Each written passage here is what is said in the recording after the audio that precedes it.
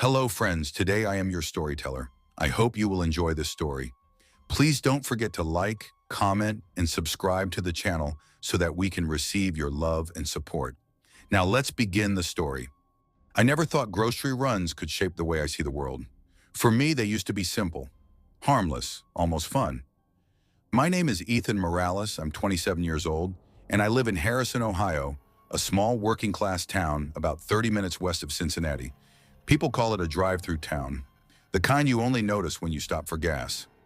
My life isn't glamorous. I work long shifts at a distribution warehouse, live in a modest two-bedroom apartment with my girlfriend, and spend too many nights staring at the ceiling wondering if I'll ever get ahead. But through all the bills, the exhaustion, and the slow grind of routine, there was always one strange little ritual I held on to. Late-night Walmart runs with Emily. Emily's my girlfriend of 4 years, nursing student, sarcastic as hell, with this easy laugh that makes even the heaviest days feel lighter. We met in college, and somehow, through all the detours life has thrown at us, we've stayed glued together. Money's tight. Between her tuition, my student loans, rent, and endless car repairs, it always feels like we're one paycheck away from falling behind. So Walmart was our spot. Cheap, open late, no lines. It was the one place where, even if life outside felt overwhelming, inside those fluorescent aisles we could breathe. We'd walk the store at midnight, teasing each other about brand choices, me tossing in junk food, her scolding me and sneaking it back out, her insisting we compare prices down to the penny, me pretending to pout while secretly admiring how damn smart she was with money. It was routine, comfort, something small that belonged to us. But the night of October 13th changed everything. It was close to 11:30 p.m. when we pulled into the Walmart on Westwood Boulevard, the biggest one in the county.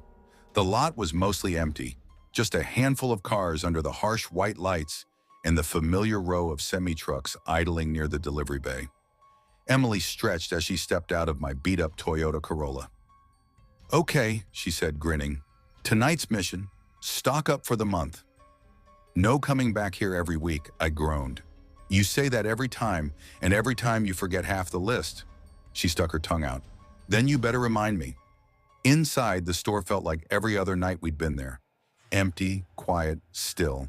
The faint smell of fried oil drifted from the McDonald's near the entrance, and somewhere in the distance a floor buffer hummed.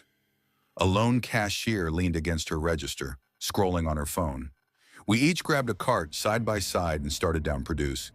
That's when Emily leaned close and whispered, "Don't turn right away, but I think someone's following us." I frowned. "What do you mean?" She tilted her head slightly. "Tall guy. Gray hoodie. He's been behind us since we walked in." I risked a glance. Sure enough, 20 feet back was a lanky man in a faded sweatshirt. His hands were buried in his pockets, and his eyes, they weren't wandering like a normal shopper's. They were fixed, sharp, on us. "Probably nothing," I muttered, though something in my gut twisted. But as we moved aisle to aisle, cereal, frozen foods, paper towels, he was there. Always a short distance away, never pretending to browse, always watching. Emily's grip tightened on the cart. "Ethan, he's not even hiding it." "Maybe he's waiting for someone," I tried. "Then why is he following only us?"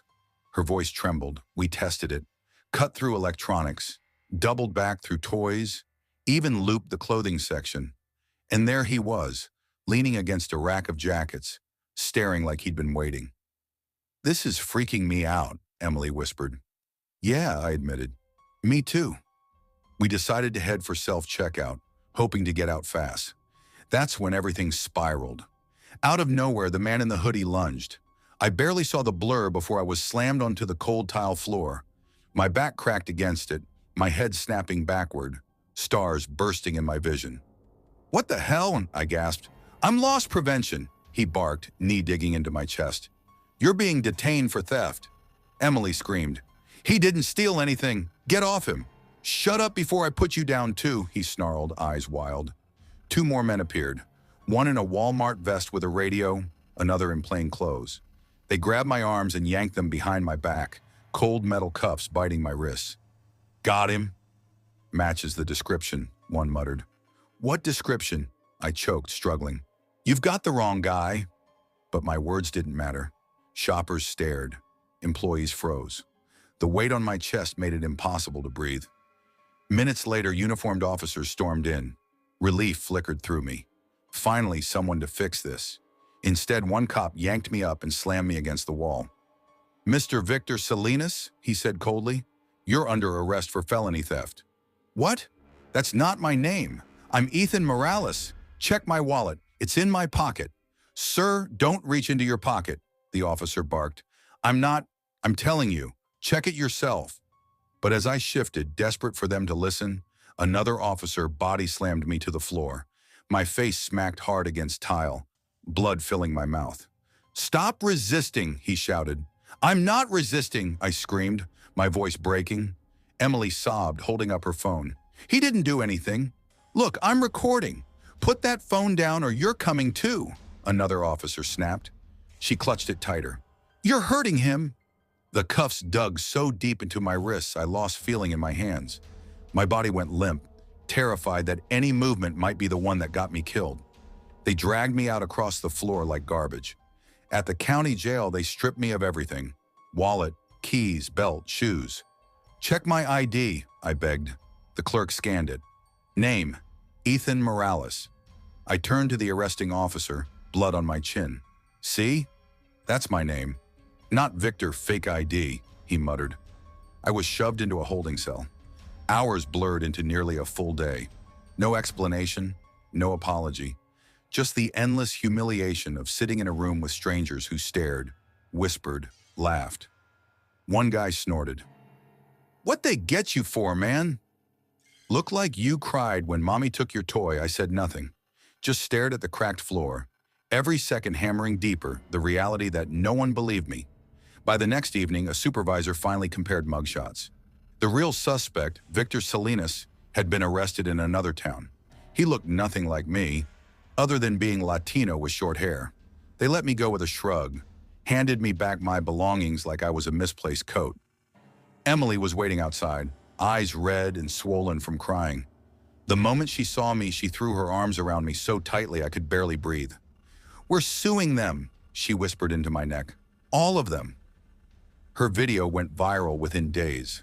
Millions of views. Strangers arguing in the comments about racial profiling, police brutality, Walmart negligence. I couldn't bring myself to watch it. Hearing my own voice scream, "I'm not resisting," was enough to break something inside me. I filed lawsuits against Walmart, the loss prevention staff, and the county police. Civil rights violation, false arrest, assault. But lawsuits can't undo what happened. Every time I step into a store now, I scan every aisle, every corner, pulse racing, waiting for eyes to fix on me again. I flinch at sudden footsteps behind me. Nights that used to be filled with laughter and junk food runs are now haunted by the memory of my face against tile, of Emily's sobs, of officers shouting lies while crushing the air out of my lungs. All because one night, in the wrong aisle, someone decided I looked like the wrong guy. Story 2. I never thought I'd end up working loss prevention. If you'd asked me a few years back what I wanted to do, I would have told you something simple. Maybe work construction like my uncle, or finally scrape together enough money to finish community college. Instead, I've spent most of my 20s punching a time clock at the Walmart off Lakeview Parkway in a mid-sized town called Ridgefield, Ohio. I was 27 the year it happened. At that point, I'd already been working overnight stock for almost 3 years. It wasn't glamorous. Hell, it barely paid the rent. But I got used to it. Nights blurred together, cut open boxes, stock the shelves, keep moving. The fluorescent lights hummed like bees in my skull, and the empty aisles made me feel like I was wandering through a maze that never ended. The best part was I could keep my earbuds in, drown out the silence with music or podcasts, and avoid most human interaction. Life outside the store wasn't much brighter. My mom lived 2 towns over and worked at a diner. My dad was long gone, and my younger brother, well, let's just say we weren't on speaking terms anymore. Rent chewed up most of my paycheck. I lived in a tiny 1-bedroom apartment that always smelled faintly of mildew, and my social life was limited to the occasional beer with coworkers at Applebee's after a long shift. I didn't plan on changing jobs, but change came to me anyway. The new store manager, Brian Keller, was one of those ex-cop types. Crew cut, barrel chest, eyes that scanned a room like he was looking for perps. The guy made stocking soup cans feel like we were loading ammo for a mission overseas.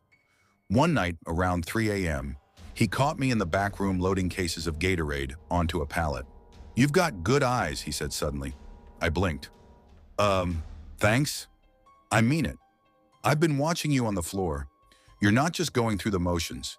You notice things I wasn't sure if that was a compliment or a warning. I just try to stay busy." He crossed his arms. "Ever thought about loss prevention?" I actually laughed. "I don't even know what that is." "You'd be in plain clothes, not a vest. No stocking shelves. Your job would be to walk the floor, blend in with customers, and keep an eye out for theft. We lose more money to shrink than you'd believe." I frowned. "So, basically spying on people?" "Not spying, observing, preventing, and it pays a couple bucks more an hour. You get off nights too." That part hit me. No more overnight shifts, actual daylight hours? I thought about my aching back, about my messed up sleep schedule, about how lonely 3 a.m. felt when you were dragging boxes across a cold linoleum floor. "When do I start?" I asked. 3 weeks later, I was in jeans and a hoodie, pushing around an empty cart like any other shopper. At first, it felt like a scam. I'd spend hours just wandering, watching. Most people weren't master criminals. They were tired parents juggling kids, college kids with carts full of ramen, construction workers grabbing supplies on their way home. But then there were the others, the desperate ones. I caught a teenager sliding Slim Jims into his jacket, a middle-aged guy trying to sneak out with a power drill hidden under bags of dog food. Once, unbelievably, a man tried to shove a car battery under his hoodie. I don't know what he thought he looked like. Maybe pregnant with a Volkswagen. Most of the time, it was awkward but manageable. I'd approach them, flash my badge, ask them to come with me to the office. Sometimes they argued, sometimes they cried. Every once in a while, we had to call the cops, but nothing ever felt threatening until her. It was a Thursday night around 7 p.m., prime time. The store was buzzing with the usual chaos. Families with screaming kids, retirees strolling slow as molasses, teenagers knocking candy off shelves just to laugh about it. I was near the electronics section when I saw her. At first, nothing about her seemed unusual. She was heavyset, maybe late 60s, riding one of the store's mobility scooters. Her clothes caught my attention, though. 3 or 4 sweaters layered on top of each other, sleeves sagging like melted wax. Her skin looked pale, almost gray under the fluorescent lights. And her eyes, sharp, too sharp. The second I glanced at her, she locked on to me, like she knew exactly who I was and what I was doing. I looked away, tried to act casual, flipping through the clearance DVDs, but I could feel her eyes burning into the side of my head. When I peeked again, she swerved her scooter down the next aisle, wheels squealing like she was in too much of a hurry. I told myself to relax. People stare sometimes. But something about the way her clothes sagged, the way she moved, like she was getting heavier with every aisle, made my stomach knot. I trailed her for about 20 minutes, keeping distance, weaving through different aisles. Every time we crossed paths, she glared, then peeled away like she couldn't stand being near me. Finally, she rolled up close and snapped, "Are you following me?" Her voice was sharp, brittle. I raised my hands. "What?" "No, ma'am, just shopping." "Then stop showing up where I am." She hissed, her teeth yellow, lips cracked. "Creeps like you ought to be locked up." "It's a store," I said, forcing a smile. 20 aisles. Odds are we'll bump into each other." She glared a moment longer, muttering under her breath, then wheeled away. My gut screamed at me to leave her alone. Let her go.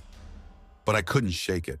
Every time she disappeared down an aisle, she came back bulkier, like something was swelling under those layers of sweaters. I decided to approach. She was in housewares, pretending to study blenders at the end cap. I walked up slowly. "Ma'am," I said, keeping my voice steady, "I'm with store security." "I just need a quick word." Her head snapped toward me. "Security? You? You're just some punk in a hoodie." "I'm with loss prevention," I explained, showing my badge. "I've noticed some suspicious behavior. I need to check that you haven't concealed merchandise." Her mouth twisted into something between a grin and a snarl. "Suspicious behavior? You got nothing on me, boy. Nothing. I can see the corner of a box sticking out under your sweater," I said quietly, pointing. "Right there." She looked down for half a second, then barked out a laugh so harsh it made nearby shoppers stop. That's my nipple, you pervert." The words rang down the aisle. People froze, staring at us. My face went hot. "Ma'am," I said, forcing calm, "please don't make this harder than it needs to be." That's when she lunged. She slammed the scooter forward into my legs. The impact knocked me sideways into a stack of microwaves. "Back off!" she screamed, her voice raw and guttural, nothing human in it. "Don't you touch me!" I stumbled forward, hitting the kill switch on the scooter. The motor died, leaving a thick silence. She clawed at the controls, face twisted with rage. Then impossibly, she stood up. For someone who looked like she could barely sit upright, she launched herself with terrifying force. Her hands clamped onto my face, nails digging toward my eyes. The smell hit me. Rot, sour sweat, something spoiled buried in those sweaters. "Get off me!" I yelled, shoving, but she was heavy. Too heavy. I twisted, rolled, managed to shove her off. She hit the ground with a thud but scrambled immediately, dragging herself toward the scooter like a wounded animal. "Stop!" I shouted, heart hammering. Other shoppers were pulling out phones, recording, whispering. I pinned her with my knees, pressing her down. She thrashed, screaming nonsense, half words and curses that didn't sound like English. By the time the cops arrived, I was shaking so bad I could barely speak. They cuffed her, searched her. Under the sagging sweaters, they found an electric pencil sharpener, 2 packs of razor blades, and a box cutter. Her name was Dolores Briggs. 67, a repeat offender, they told me later. Shoplifting, trespassing, petty theft. But when they hauled her up, she twisted her head toward me, eyes burning like coals. "You'll regret this," she spat. "You'll see me again." The words clung to me long after she was gone. That night I sat in my car in the lot, hands gripping the steering wheel until my knuckles went white. I'd caught shoplifters before. I'd seen tears, curses, even threats. But nothing like her. Nothing that felt so personal. It wasn't just her strength, or the smell, or the way she looked under those lights. It was the feeling that she wasn't just hiding merchandise under those sweaters. She was hiding something else, something I'd come too close to seeing.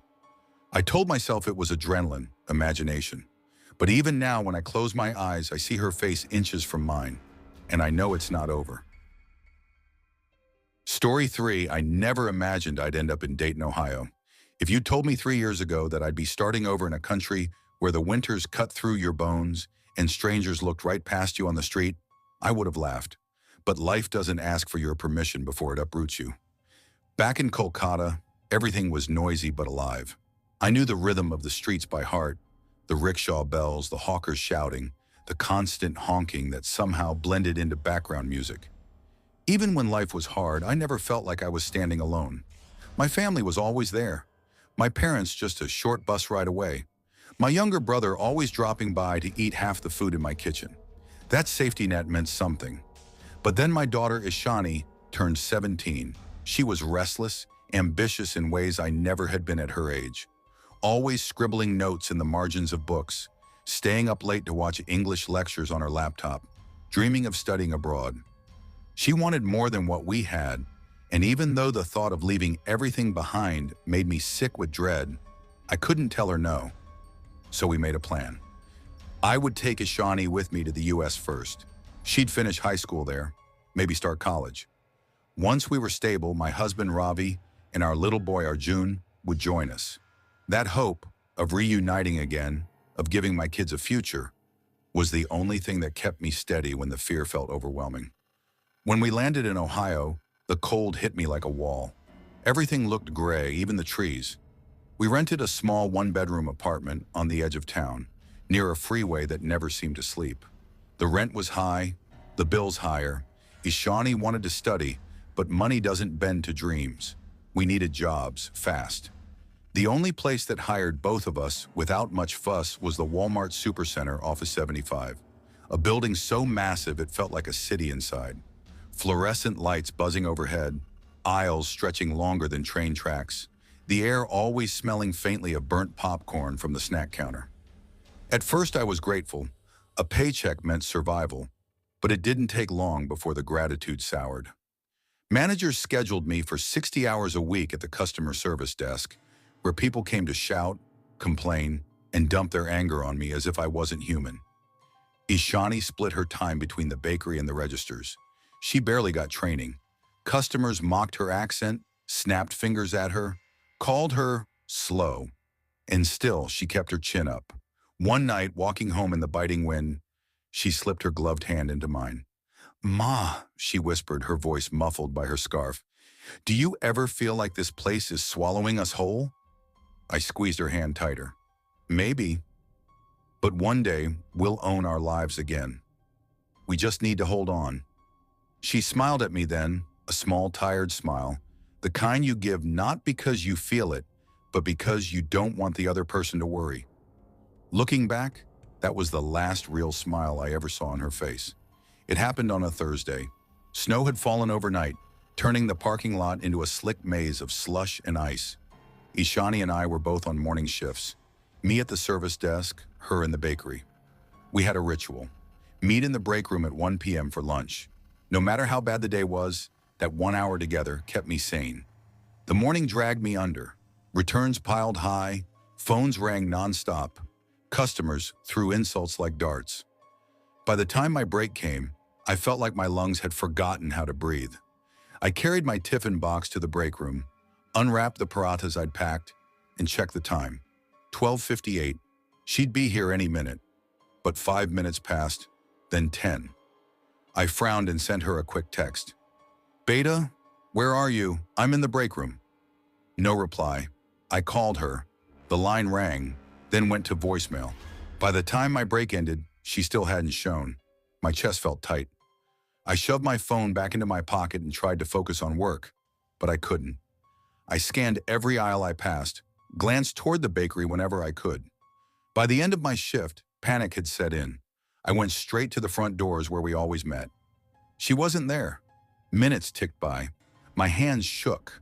I stormed back inside, checking every aisle, every department. Customers blurred into meaningless shapes as I darted past them.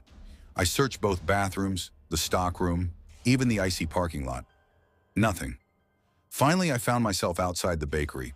A group of co-workers stood near the kitchen door, laughing too loudly. When they noticed me, the laughter stopped. Their eyes lingered on me too long, their silence heavy. I marched up, my voice cracking. "Where's my daughter?" Ishani was working here today. One boy, tall with acne scars, shrugged. "Don't know what you mean. Don't play games with me," I snapped, my throat raw. "She was here." "Where is she?" Another girl smirked. "Maybe she went home early. Isn't it 5 already?" Something in my gut twisted. Their smiles weren't normal. They were cruel. I pulled out my phone and dialed 911 with shaking fingers. Within minutes, 2 officers arrived. The managers tried to block them. "We can't disrupt business." "Customers will panic," one hissed. But the officers pushed past, listening to me instead of brushing me off. We began searching the store together. When we reached the bakery, one of the officers pointed to the industrial oven in the back. "What's behind that door?" My blood froze. "That's the walk-in oven." "Open it, please." My hands trembled as I gripped the handle. A wave of scorching heat blasted out, and then I saw her. Ishani's body lay crumpled inside, blackened and broken by hours of unbearable fire. The scream that tore from me didn't sound human. My knees buckled. I clawed at the tiles, as if I could rip a hole in reality and crawl into a world where this wasn't true. The officers pulled me back as I thrashed. My world had ended in that instant. Investigators swarmed the store. The oven was impossible to close from the inside. The controls were only outside. She hadn't done this to herself. I didn't need proof. I had seen the smirks, heard the laughter. They had locked her inside. Management whispered about liability, about keeping things quiet. They avoided my eyes as though I was the problem for not going home quietly. For days I couldn't eat, couldn't sleep. I woke in the night convinced I heard her calling Ma down the hallway. I sat in our apartment, staring at her textbooks, her scarf, her half-written essays.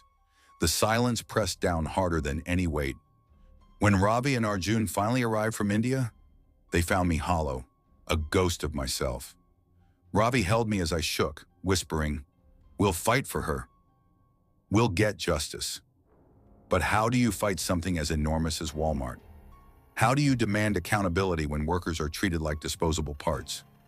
I don't know what the future holds, but I know this. My grief has hardened into rage. Someone killed my daughter, and I will not stop until the truth is dragged into the light. Ishani was not just another employee.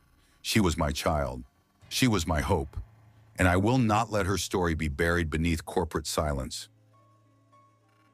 Story 4, I never pictured myself as the one responsible for meals in our apartment. Back home in Rochester, New York, my mom always kept the kitchen alive with smells of garlic, onions, and fried chicken that clung to your clothes. But moving out to Columbus, Ohio with my two best friends, Derek and Jamal, flipped my life in ways I didn't expect. Rent was steep, groceries weren't cheap, and the luxury of takeout was bleeding our wallets dry. We'd joke that DoorDash was our silent fourth roommate, one who charged us rent every night. Somewhere along the way, I became the one who cooked. It wasn't because I had any talent. My early attempts were disasters. Burnt rice, chicken still pink in the middle, pasta clumped like glue. But YouTube tutorials, trial and error, and a few frantic phone calls to my mom turned me into someone who could throw together a half-decent meal. Eventually, cooking stopped feeling like survival and started feeling like purpose. Feeding Derek and Jamal after their brutal warehouse shifts gave me pride. I wasn't just another broke 20-something coasting through life. I was holding us together, in my own way. That's what set the stage for the night everything went wrong. It was a Friday in mid-October. The three of us were piled on our lumpy sectional couch, our living room lit only by the flicker of some trashy reality survival show. Derek had just sparked a blunt, smoke curling lazily toward the ceiling fan. Jamal, already halfway into a cheap IPA, stretched like he'd been working a 12-hour shift, which he had. "Man, I got the munchies already," Derek muttered, pulling the hood of his sweatshirt over his head.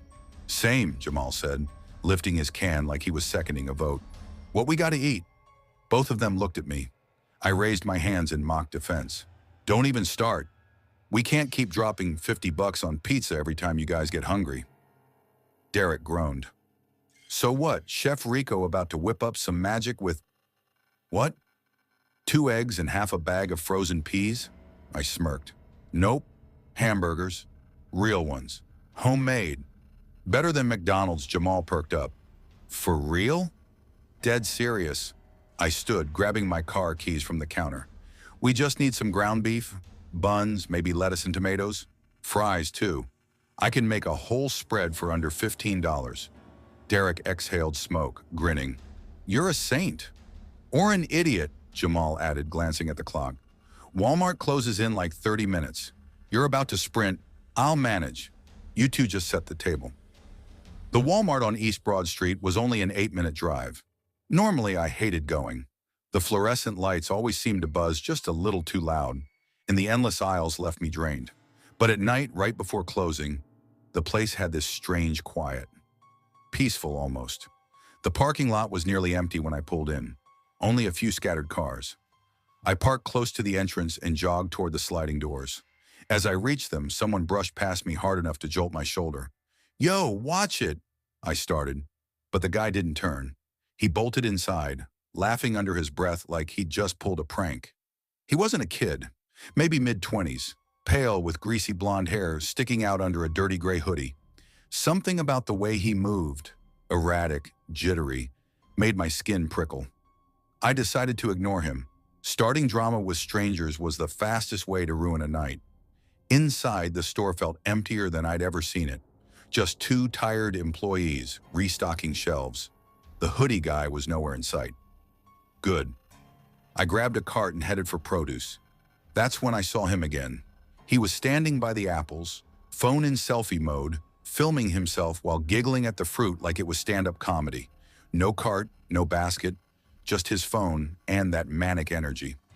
I slowed, pretending to inspect potatoes while keeping him in my peripheral vision. "Okay, guys, check this out," he muttered into his phone, zooming in on a pile of cucumbers.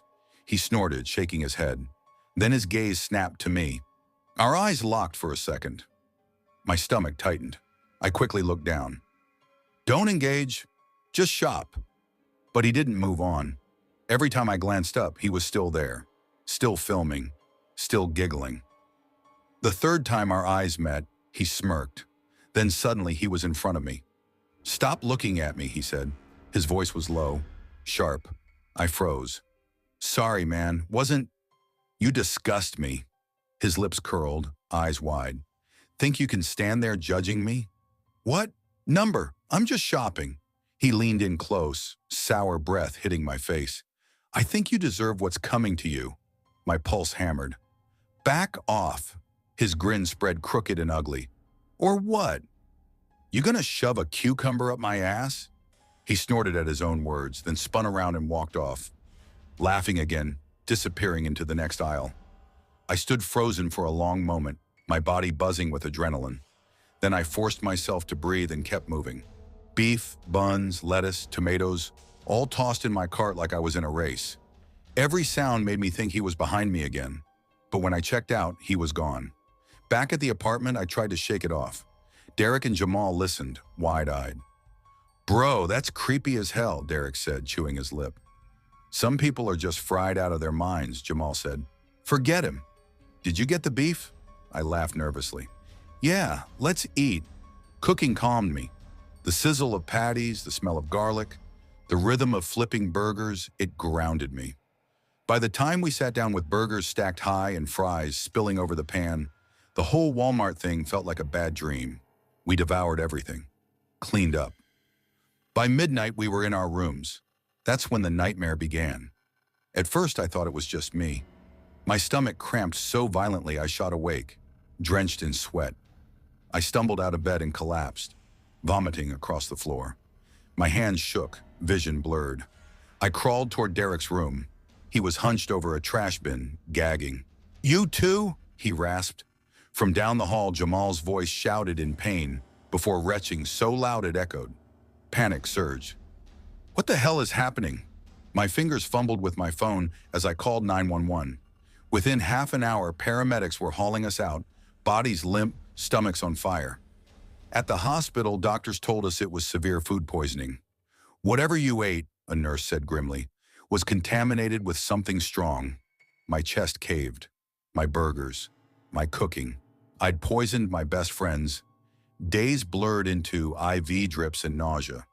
Derek and Jamal never blamed me outright, but I saw it in their eyes. The hesitation when I handed them water, the silence when food commercials flickered across the TV. On the fourth day, I saw his face again. The news anchor's voice was steady. "Police in Columbus have arrested 25-year-old Ethan Rowe after viral videos surfaced of him spraying chemicals on produce and packaged meat inside a Walmart store late Friday night." The footage showed him, the hoodie, the grin, the manic laugh, spraying pesticide across piles of apples and cucumbers while filming himself. My stomach twisted, not from food poisoning, but rage. He now faces multiple charges of poisoning food, criminal damage, and reckless endangerment, the anchor said. Several shoppers purchased contaminated items before staff intervened. Derek stepped into my hospital room just as the segment ended. His face was pale, but his eyes were steady. "It wasn't you," he said quietly. Jamal, leaning against the doorframe, nodded. "It was that psycho." Relief hit me, but it didn't erase the memory. His grin, his words. "You disgust me. You deserve what's coming to you."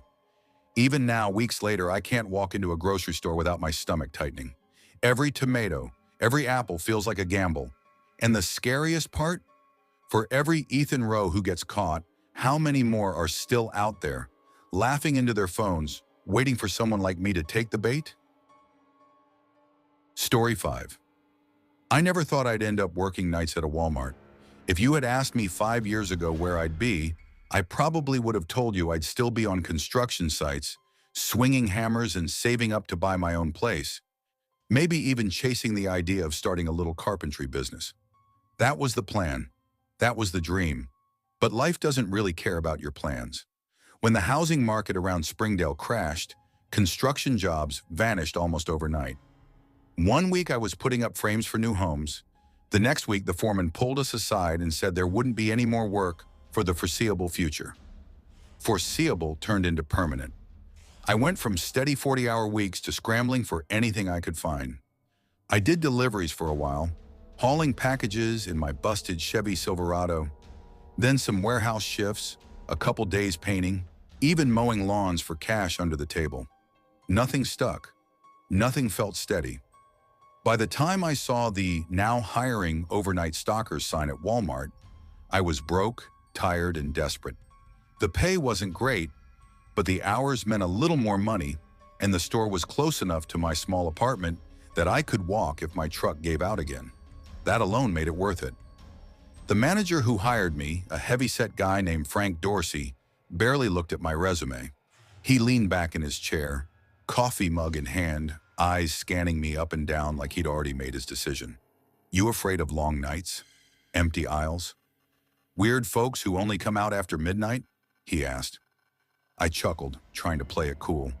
"I've done construction at 4 in the morning in 20-degree weather. I think I'll be fine." He gave this little smirk. "You'll learn quick." Nights here, different world. I thought he was just trying to spook me. I was wrong. Working nights at Walmart feels nothing like the daytime. Sure, the store looks the same. Bright fluorescent lights, shelves stocked high, upbeat music playing from hidden speakers. But when the doors shut at midnight and the last customers trickle out, something changes. The air feels heavier. Shadows stretch further. Every little sound, the hum of the freezers, the squeak of a cartwheel, echoes like it's traveling through a cavern. And then there are the people we call the night ones. Not us, the workers, I mean the customers. The ones who come in after 10 with no real reason. The ones who wander aisles like they're lost in some maze, muttering to themselves, eyes wide and glassy. Some are harmless, some are sad, and a few you wish you never laid eyes on. The worst one I ever saw showed up on a cold Tuesday night in January. It started like any other shift. I was stocking frozen dinners in the back section with Miguel Alvarez, one of the other night stalkers. He was a skinny, quick-talking guy about my age, always cracking jokes to pass the time. "If I gotta look at one more box of Salisbury steak TV dinners," he muttered, sliding another case onto the shelf, "I'm gonna start throwing them at people." I smirked. Could be worse. Could be dog food. Those 50-pound bags will break your back. "True," Miguel said, rolling his pallet jack forward. "Still, don't you ever feel like we're ghosts back here? Like the store's alive up front, but back here it's just us and the machines humming?" "Ghosts in blue vests," I said. He laughed and pushed down the aisle. That's when I noticed her. She came out of nowhere, pushing a cart so full it looked like it might tip. At first I didn't think much of it, but something about her movement was wrong. Her shoulders hunched forward, head jerking every few seconds like she was shaking something off. Her skin looked almost gray under the harsh lights, and her hair hung in stringy, uneven clumps around her face. What froze me was the muttering. She whispered to herself, words spilling out low and fast. But there was no phone in her hand, no earbuds in her ears. Just this stream of nonsense rolling out of her lips. I tried to keep working, but my eyes kept flicking back. Her cart was loaded. Groceries, cleaning supplies, cheap wine, even a brand new blanket stuffed on top. She pushed it painfully slow, like each step cost her effort.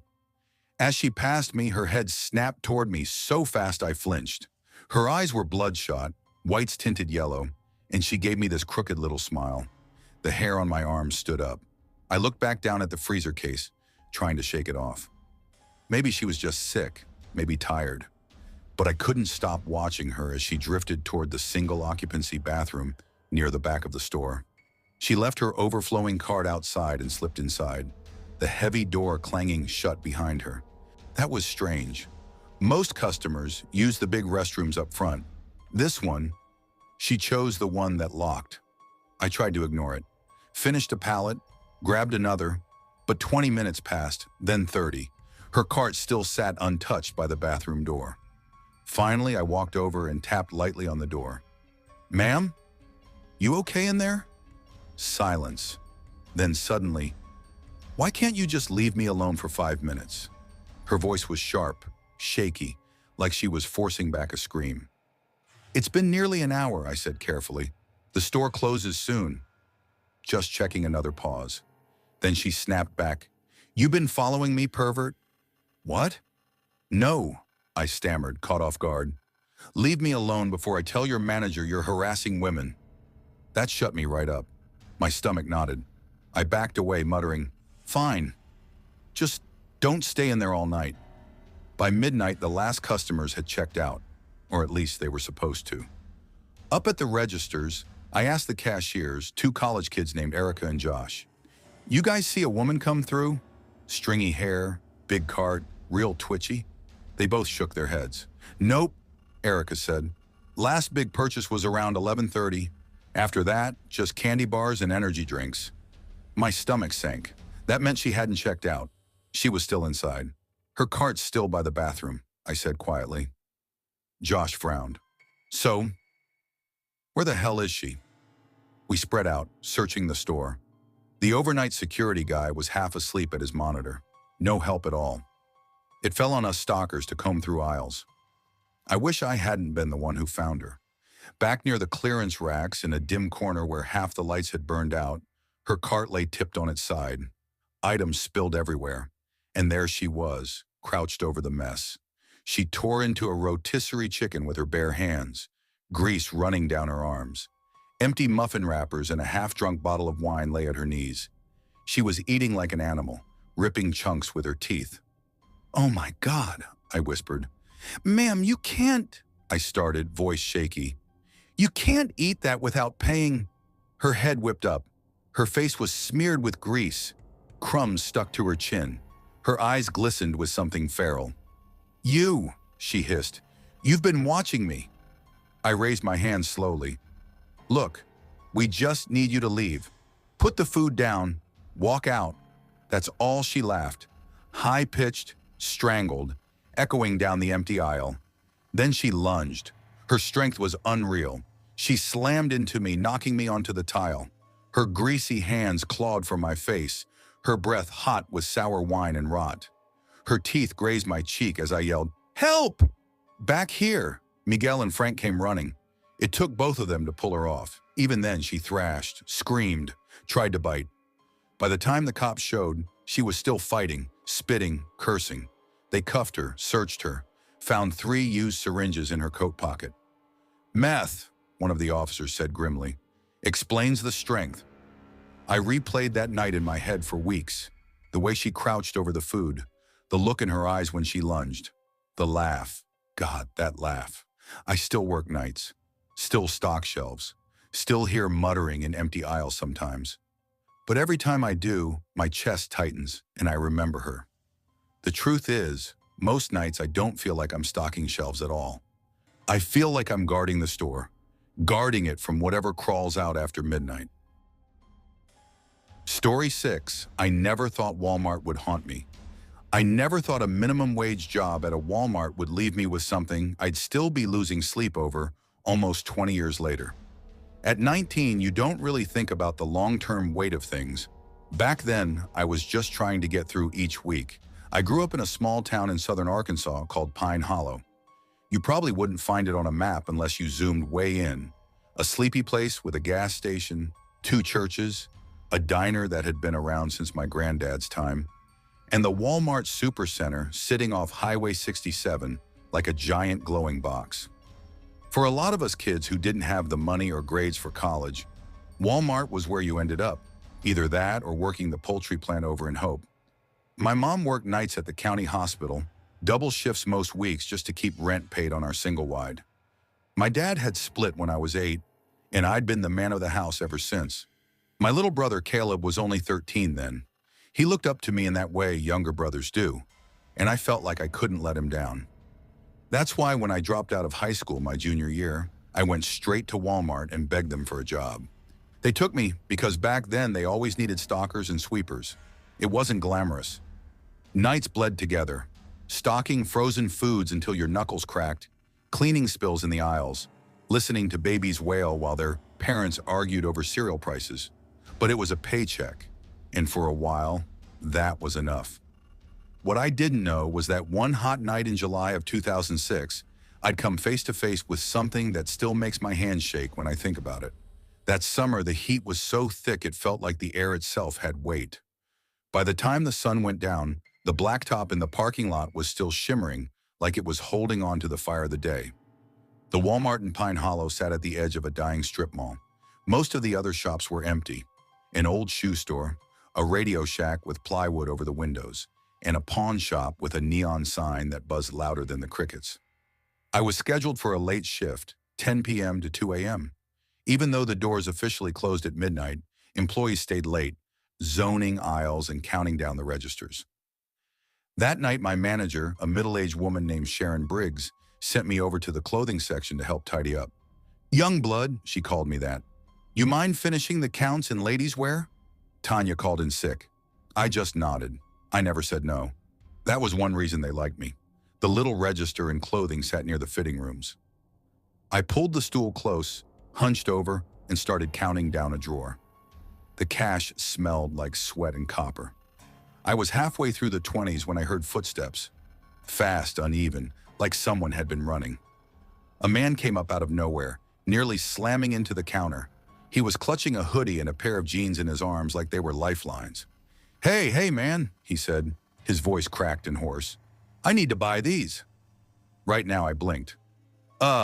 Sir, registers up front are still open for another few minutes." "No," he cut me off, leaning over the counter. I caught a whiff of sweat and stale smoke. "Right here. Ring me up." Now I glanced him over. He looked like hell. His arms and legs were scraped raw, fresh scabs across his skin like he'd fallen into gravel. He wore a dirty white tank top, baggy shorts, and sneakers that looked half-burned. A jagged cross tattoo ran down his forearm, the vein beneath it bulging. My stomach tightened.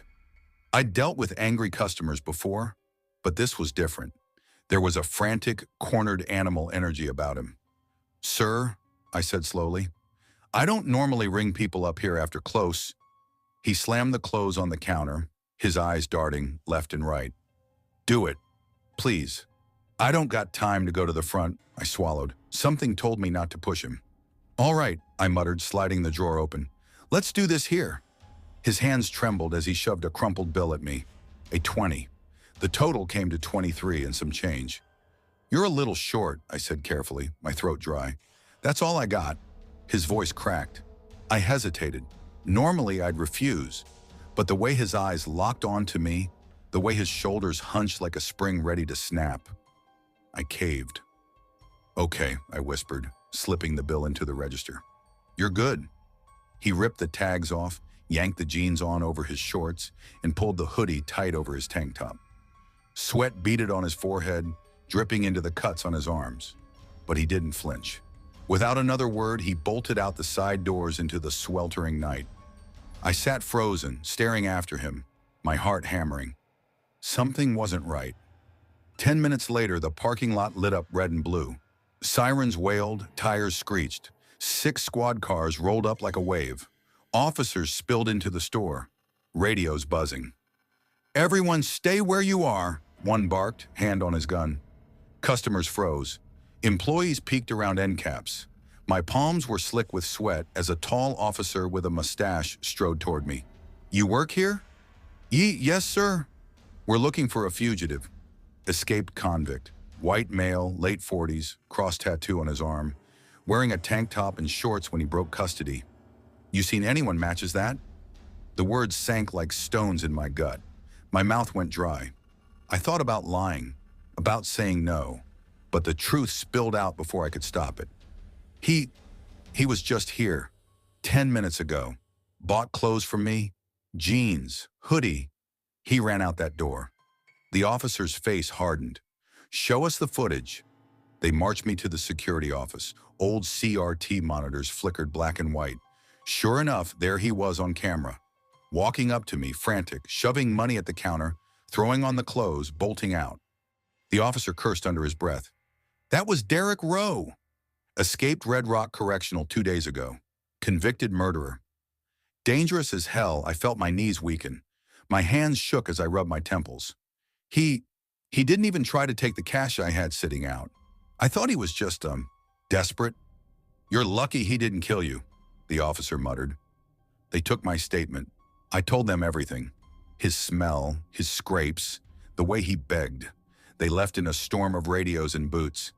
And when the store fell quiet again, it felt like the walls were holding their breath. For weeks, I replayed it in my head. If I'd stalled him, maybe the cops would have caught him. If I'd refused the sale, maybe he'd have left exposed. Or maybe he'd have snapped and I'd be dead in the clothing department. I carried guilt, but also relief, because deep down, I knew how close I'd come. A few days later, I saw a news story that chilled me further. On his very first day out, Derek Rowe had been stopped by a patrol officer less than 5 miles from the prison, still in his tank top and shorts, scraped up, out of breath. The officer asked for ID. Derek just said he was jogging on a 90-degree day, covered in cuts. The cop let him go.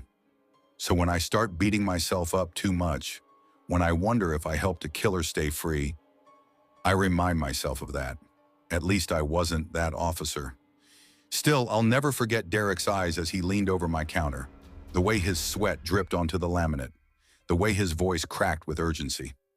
I was face to face with a murderer, and I let him walk out in a brand new disguise. Some nights when I close my eyes, I still see him pulling that hoodie over his head, and I wonder if he remembers me too. Story 7. I never thought a part-time job could leave scars that lingered for years. Back in college, I wasn't partying every weekend or living in some carefree bubble like everyone assumed. I was hustling, long hours at class, odd gigs, and scraping together rent in a cramped apartment above a laundromat in Milford, Ohio. My name's Harper Lane. I was 20 when it all started. I had a roommate, Jenna Marks. She worked at a local diner, pulling double shifts while I took nights at the Walmart on the edge of town. That store had the kind of fluorescent brightness that never quite felt like daylight, the aisles smelling faintly of cleaning solution and cardboard. "Harper, don't tell me you're heading in again tonight," Jenna said one evening, tossing me a half smile as I grabbed my coat. Her hair stuck up at odd angles, coffee stains on her apron. "I promised them I'd cover Kim's shift if she didn't show," I muttered, slinging my bag over my shoulder. "It's just a few hours. I can handle it." She shook her head. "One day, Harper, that place is going to swallow you whole." I laughed, but it was hollow. I didn't like admitting that I'd started dreading my shifts. It wasn't the work. Stocking shelves, folding clothes, answering the occasional lost customer. It was the store itself. After 11 p.m., it became like a different world. Silent, oppressive. I sometimes felt like the walls were watching. That night, the parking lot was nearly empty, lit by flickering sodium lamps. I parked my beat-up Corolla, shoulders hunched, and pushed through the automatic doors. Inside, it smelled like floor wax and cheap perfume. Only one cashier, Marcus, waved at me tiredly. "You got called in too?" he asked, leaning against the register. "Yeah, dead night," I said, trying to sound casual. Marcus smirked. "Lucky you." "At least you won't get trampled," I forced a smile, but unease coiled in my stomach. Something about the empty store felt wrong. By midnight, I was folding shirts in aisle 6 when I heard it. The intercom crackle. "Attention, Walmart shoppers. The store is now closed," Pritchard's voice said. I sighed, relieved. Almost done. But then across the aisle, "Harper?" I froze. "Yes?" "You're not leaving yet," he said, voice flat. "I need you to help close." "Check the store," I groaned. I clocked out. "Can't Marcus or someone else?" "Nope. Just you." I grabbed the flashlight from customer service, heart thudding. The aisles stretched out like tunnels. Every corner seemed darker than the last. I moved slowly, the flashlight beam shaking slightly as I scanned the clothing racks, the electronics, the empty carts. When I reached the electronics section, I saw him. An older man, thin, wearing a faded leather jacket, stood in front of the TV wall. His eyes were locked on a screen. I assumed it was one of the demo clips, but the footage was different. Grainy, handheld, unnerving. I stepped closer. "Sir, the store is closed." "You'll need to leave," I said, trying to keep my voice steady. He didn't move. "Sir?" I tried again, louder this time. Finally, he turned, lips curling into a slow, cruel grin. "Harper," he said. My stomach dropped. How did he know my name? I work here," I stammered. "Good. Because you're next." Before I could react, he disappeared around the corner. I sprinted after him, heart hammering, but the aisle was empty. Only the TV screens glowed, the footage still playing. My curiosity and fear warred inside me, and I reached behind one of the TVS. There was a disc, silver, unmarked except for a date 2 days ago scrawled in marker. I shoved it into my vest pocket and bolted to the door. Once home, I should have slept, but I couldn't. Naomi, my roommate, was already asleep. Trembling, I slid the disc into the old DVD player. The screen lit up with something that made my blood run cold. It wasn't a movie. It was real. Real people, young women, Walmart employees, tied up, terrified. I recognized some. Kim, Allison, girls who had called out weeks ago and never returned. And the man from electronics filmed it all. Hours of terror, torture, death. And at the end, staring straight into the camera, were the eyes of someone I knew, Miriam Scott. I dropped the remote. My hands shook violently. My phone felt heavier than ever. I couldn't breathe. The images seared into my mind. The next morning, I called the police. They took the disc, listened to my story, promised to investigate. Weeks passed. Nothing. No arrests, no follow-up, just silence. I quit that day, walking out without looking back. The store, the man, the footage, it haunted me. Even years later, I flinch at empty aisles, flickering lights, or the echo of a voice I shouldn't have heard. Sometimes, in the dead of night, I wonder if he's still out there, watching, waiting, and I pray I'll never know who's next. Story 8. I had dropped out of high school a year ago, after my mom lost her second cleaning job and my stepdad disappeared without a word. Bills piled up like small, merciless mountains. My younger brother, Kevin, was still in school, and my mom couldn't stretch her part-time earnings enough for the two of us. That's how I ended up at Westbrook Walmart, nights only. Just enough to keep the lights on and groceries in the fridge, and not enough to feel like I had a life. The first day felt like drowning. The fluorescent lights buzzed overhead, casting harsh shadows across aisles stacked with canned beans, cheap electronics, and plastic-wrapped holiday sweaters. My manager, a woman named Tanya, gave me a rundown in the back room. "Just don't get in the way, kid," she said, brushing dust off her jacket.